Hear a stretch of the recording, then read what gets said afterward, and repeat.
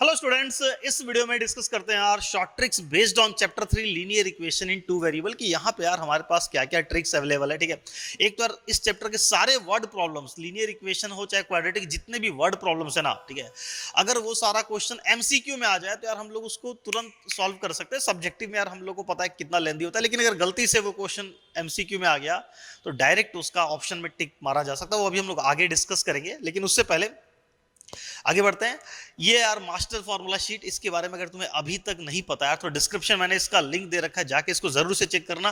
Class 10 में यार जितने भी फॉर्मूला है, जितने भी फॉर्मूला, थ्योरम, इंपॉर्टेंट पॉइंट, वो सारा हमने कवर किया मात्र 9 पेज के अंदर। ठीक है, तो आते हैं यार अपनी पहले ट्रिक के अंदर, लीनियर इक्वेशन का पहला ट्रिक। ये देखो क्वेश्चन तुम्हारे सामने मैंने कुछ डिस्प्ले किया हुआ है, एक बार वीडियो पॉज करके एक दो क्वेश्चन को खुद से जरूर सॉल्व करो। ठीक है, ये सब क्वेश्चन बहुत ज्यादा कुछ नहीं है, मैं 1-2 मिनट लगता है, 1-2 मिनट में हम इजीली सॉल्व कर लेते हैं। लेकिन अगर तुम्हें एक चीज पता हो, एक सीक्रेट फैक्ट पता हो, तो तुम इस क्वेश्चन को मात्र 1 से 2 सेकंड के अंदर सॉल्व कर सकते हो। कैसे, वो देखो। तो थोड़ा सा ध्यान से देखो इस क्वेश्चन में। ये क्वेश्चन नॉर्मल क्वेश्चन नहीं है। तुम अगर इसको ध्यान से देखोगे तो तुम्हें क्या दिखेगा कि x का कोएफिशिएंट एंड जो कांस्टेंट टर्म है ये आपस में प्रोपोर्शनल है। अब ये बात तुम चेक तब कर पाओगे जब तुम्हें ऐसा कुछ पता होगा कि ऐसा भी कुछ होता है, ऐसा कुछ चेक किया जा सकता है, जो तुम्हें यहां पे मैं बता रहा हूं। अगर गलती से x का coefficient and constant term proportional हो जाए, या फिर y का coefficient and constant term proportional हो जाए, उस केस में हम लोग बिना सॉल्व किए डायरेक्ट आंसर लिख सकते हैं। तुम यहां पे देखो, ध्यान दो। 3 4 जा 12, 7 4 जा 28, यानी रेशियो x का कोएफिशिएंट का रेशियो एंड कांस्टेंट टर्म का रेशियो कितना है, 1/4।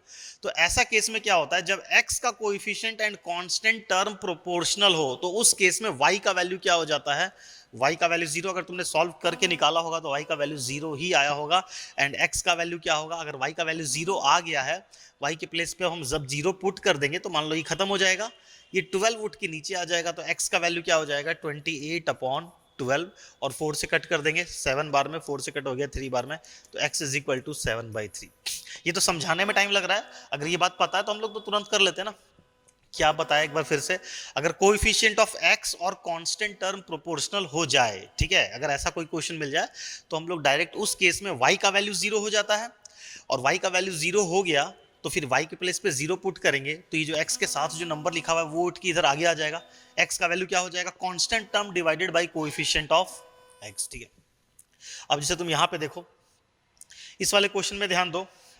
x का coefficient and constant term proportional है। ठीक है, अब तुम्हें पता चल गया, तो अब तुम यहां पे देखो, 12 4 से कट करेंगे 3 बार में, 4 से कट गया 4 बार में, 3, और ये 3 से कट गया, ये 9 से कट गया 3 बार में, 9 से कट गया 4 बार में। ठीक है, तो रेशियो देखो, x का जो टर्म है उसका भी रेशियो 3/4 है, और जो कांस्टेंट टर्म है उसका भी रेशियो 3/4 है। तो अगर ऐसा हो जाए, कोएफिशिएंट ऑफ x और कांस्टेंट टर्म प्रोपोर्शनल हो जाए, तो y का वैल्यू हो जाता है 0। तो इस केस में क्या हो गया, अगेन y का वैल्यू 0, y का वैल्यू 0 हम पुट कर देंगे तो x का वैल्यू कितना हो जाएगा, 36।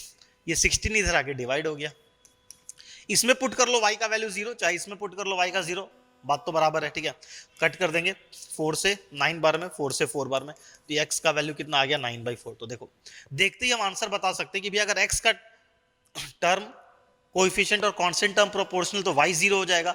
अब तुम यहां पे देखो, y का कोएफिशिएंट और कांस्टेंट टर्म प्रोपोर्शनल है, y का कोएफिशिएंट 3 2 जा 6, 13 2 जा 26, y का coefficient and constant term proportional, तो इस बार x का वैल्यू 0 हो जाएगा। इस बार क्या हो गया, x का वैल्यू 0, x के प्लेस पे अगर हम 0 पुट कर देते हैं तो ये क्या हो जाएगा, 0 + 6y = 26, तो y = 26/6, 2 से कट गया 13 बार में और 2 से कट गया 3 बार में, तो y = 13/3। ठीक है, तो ये था यार एक इंपॉर्टेंट फैक्ट। अगर ये फैक्ट तुम्हें पता है कि ऐसा होने से ऐसा हो जाता है तो हम लोग इजीली सॉल्व कर लेते हैं। ठीक है, अब तुम यहां पे देखो, ध्यान दो, देखो देखने में इतना बड़ा लग रहा है, लेकिन इसमें देखो क्या छुपा हुआ है, 3 3 जा 9, 4 3 जा 12, y का coefficient and constant term proportional है, तो इस बार क्या हो जाएगा, x का वैल्यू 0 हो जाएगा। x का वैल्यू 0 हो गया तो y का वैल्यू क्या हो जाएगा, x के प्लेस पे हमने 0 पुट कर दिया, तो 3y = 4, तो y = 3 उठ के नीचे आ जाएगा, y = 4/3। तो ये हम लोग डायरेक्ट सॉल्व कर सकते हैं। ठीक है। तो आई होप कि यार तुम्हें समझ में आ गया होगा, ठीक है। तो ये रहा इसका explanation. If coefficient of x and constant term is proportional, ठीक है, देन क्या हो जाएगा, देन अगर x और कांस्टेंट प्रोपोर्शनल है तो y का वैल्यू जीरो हो जाएगा, y और कांस्टेंट टर्म प्रोपोर्शनल है तो x का वैल्यू जीरो हो जाएगा। अब y का जब वैल्यू जीरो हो जाएगा तो x तो यार तुम इजीली फाइंड कर लोगे, ठीक है। तो आई होप कि यार तुम्हें ये ट्रिक अच्छी लगी होगी, ठीक है। अगर अच्छी लगी तो यार कमेंट करके जरूर से बताना, ठीक है। अब बढ़ते हैं नेक्स्ट शॉर्ट ट्रिक नंबर 2, ठीक है। अगेन यार कुछ क्वेश्चन तुम्हारे सामने यहाँ पे डिस्प्ले हो रहा है, इसको खुद से ट्राई करो। इसको हम लोग समझते हैं यार नेक्स्ट वीडियो में, ठीक है। चलो इस वीडियो में इतना ही।